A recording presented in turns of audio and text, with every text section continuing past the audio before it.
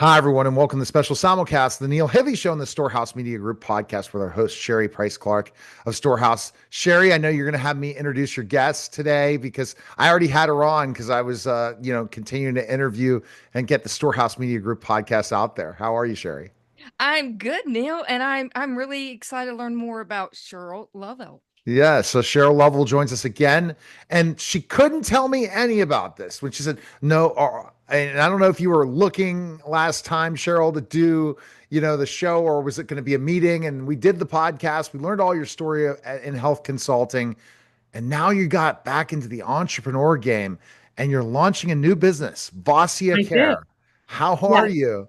And I'm I'm so good. I'm so excited to hear this story because I was wanting to talk about it the whole time, and we just couldn't talk about it. We just I released know. the podcast. You got all the links from the last one, and we've had it out in syndication. But now everyone's waiting to hear this about Vassia Yeah. Care. How did this start? So I'm super excited to announce the launch of VossiaCare. And it really came together. Met with an entrepreneur who really wanted to get into the provider space, really healthcare tech driven background, wanted to bring innovation into the actual providing of care space. And so I was introduced by, Symmetry, which always brings good marriages of great people in this healthcare space together.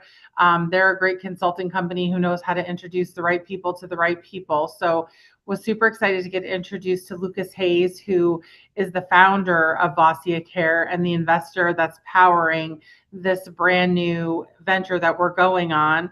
We acquired 3 different home care providers out of the Phoenix area, formerly Home Care Resources, Legacy Home Care, and Blessings for Seniors. And we put that all together into one group under VossiaCare, and that is a private duty organization that we're looking to expand in the Phoenix market, and then eventually add other continuum of care to our organization: hospice, palliative, home health, other care models that go along together and that really help that continuum stay jointed, connected, and keep the experience of the clients and the patients really tight and help them have the best kind of experience they can on their healthcare journey when they're receiving most of the care at home or in some kind of setting that is their considered their home base. Wow. And then it's interesting. I want you to break down everything, but Sherry, go with your first question you have for Cheryl. Well, as you were talking about how, you want to get this healthcare uh business together, I was just listening the other day on the news and they were talking about AI and the jobs that, watch out. But they said if you really want a safe job, healthcare is it.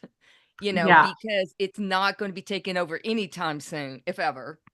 Right. I think what people kind of misunderstand in the AI world or in the healthcare meets AI, you still have to be the subject matter expert. I think Neil, you and I talked a little bit about this, but AI isn't going to take over the world, but it's going to enhance the care model that we can deliver by bringing together different pieces of the healthcare team together and different opportunities to evaluate and manage our clients from different perspectives to really create their best care plan that can be cared through the continuum. That's not just one level, one layered, really is more complex and in depth than I think we've ever gone before. And it's also going to save a ton of time. I think one of the complaints that has happened over the years in healthcare is that bedside care has been taken away by the documentation of the care, right?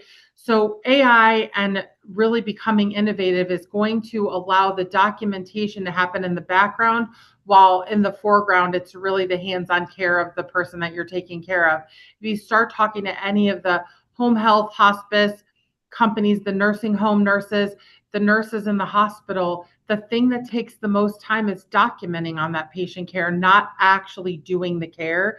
And so these tools are really going to pull that together and allow us to spend more time where time needs to be spent face to face in care and comfort of each patient or each client or whatever nomenclature you use in each industry, because some of them times they're called patients, sometimes they're called clients, but it's really important that we're going to be able to allow the time to really come around and be focused where it needs to be focused. And that's really engaging with that person.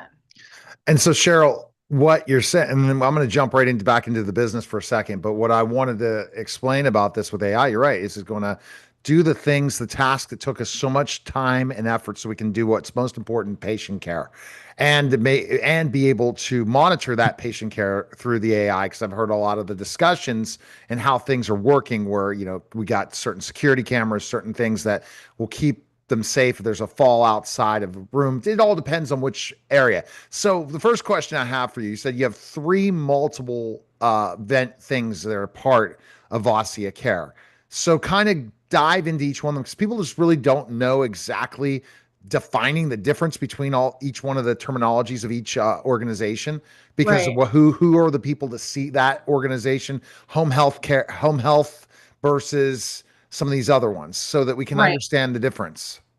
So home care is considered two different things, but let's talk about home care that's privately managed, private pay, where care is delivered in a care setting, home, independent living, assisted living, where it's privately paid for by a family or maybe paid for by long-term care insurance. And that's really home care privately is activities of daily living, shopping, meal planning, preparation, companionship, other things that go along with a person's daily life and daily activities where they need assistance or cannot be alone to do those. Then there's home health, which is a skilled service, which requires skilled nursing, physical therapy, occupational therapy, social workers in order to coordinate more medical care of a person. And that usually takes place in their home or in a place that they call home, like a group home, assisted living, independent living. And that care is provided and is required to be provided by skilled professionals that are doing skilled care from those different disciplines, skilled nursing, therapies, etc. And that is a Medicare benefit, which can be paid for under your Medicare benefit or your Medicare HMO benefits.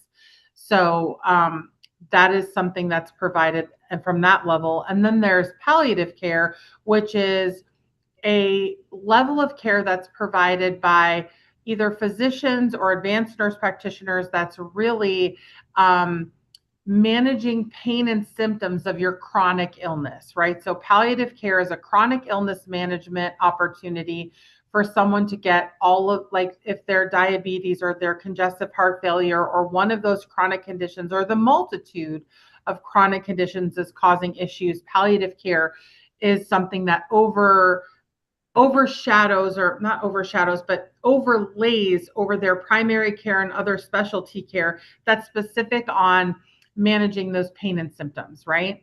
And then there's hospice services, which is really truly end of life care. And I think there's so much scrutiny right now in the world going on about hospice care and all the fraud and all those kind of things.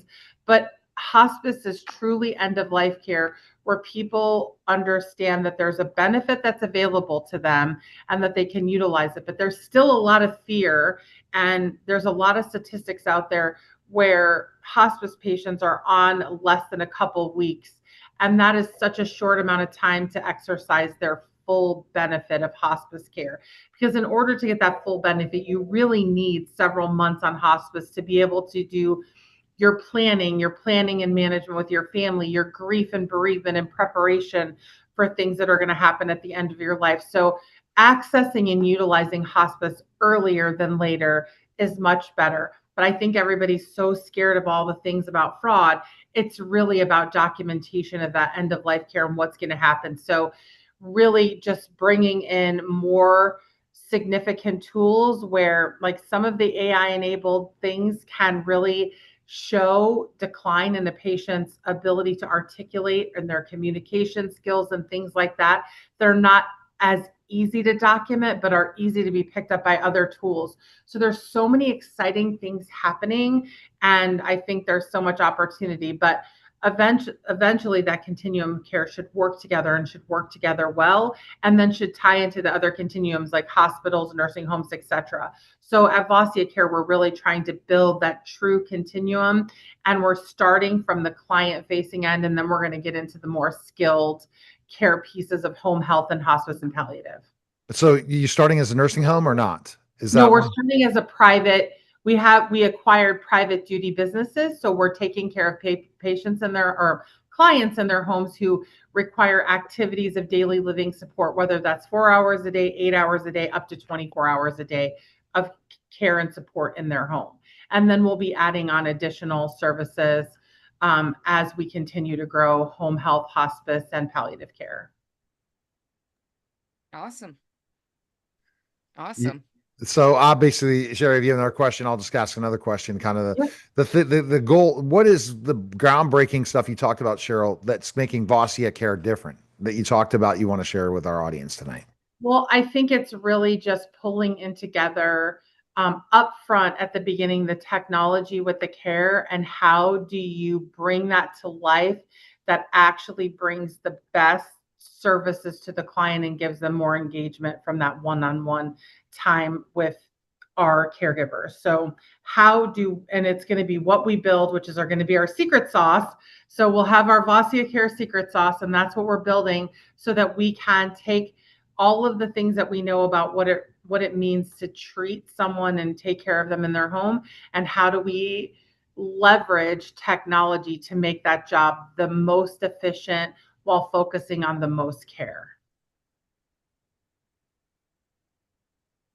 Any questions, Sherrie? No, I just think it's interesting. I, look forward to us talking more. Exactly. So what are the next steps for VossiaCare? You announced it today. When is the launch? When do people can go and make that are interested, and especially in the Phoenix area, to inquire about it? Yeah, we're open for business. We actually opened on Monday. So the 15th of the month was our launch day, and we're open for business. You can call VossiaCare in the Phoenix market. Our phone number is 602-443-4700. You can also look us up at VossiaCare.com, and you can find us on LinkedIn, Facebook, Instagram, X, and TikTok. Oh, so you got all the socials already ready to go too. Yes, Very sir. interesting. And Congrats. but see, what's here interesting is people think about the older adult population and how you find them. Like, how do people find out about this stuff? Is it mostly through other healthcare providers referring business? How does that usually work when you first get the first clients on board to come? So in our industry, it's typical to have face-to-face interpersonal relationships. So we have actual salespeople in the community who are meeting with hospitals, physicians, assisted livings, group homes, things like that. But as we grow our marketing engine, because the adult children of our age group of clients are responsible for their caretaking these days, they're the group that we want to reach out to provide resources and education on social media. So I know we talked about what does podcasting mean? Our goal here is to be able to educate as many people about what's available to them out there from an access of care perspective, and make sure that they know truly what's available, what they have to pay for themselves, what's available through Medicare, what's available through other resources, because I think that's the most confusing thing. And the thing that families struggle with the most is you want to keep your mom or dad at home, but there's no one that picks up that cost, right? Medicare only provides intermittent services, Right. Even when it's home health or hospice. They're not in there 8 hours a day or 24 hours a day. And that's a burden on the family. So that's where educating families earlier and often, if you want to keep mom and dad at home, you maybe need to invest in a long-term care policy, or you maybe need to look at other ways for funding of what's that going to look like when they get older. So it's really important that we can educate those upcoming caregivers sooner than later, so they may be able to put things in place. And then for people our age, like, I don't want to say my age, but people my age, how do we prep ourselves for when our kids are going to take care of us? Now is the time when we need to start thinking about, what does that look like? Where do I want to be? What does my long-term care planning look like, so that we can start having those conversations earlier? And the more I think that we can educate, the better off the future of this industry is going to be, because there's a lot of confusion. Well, think about the percentage of boomers in the United States.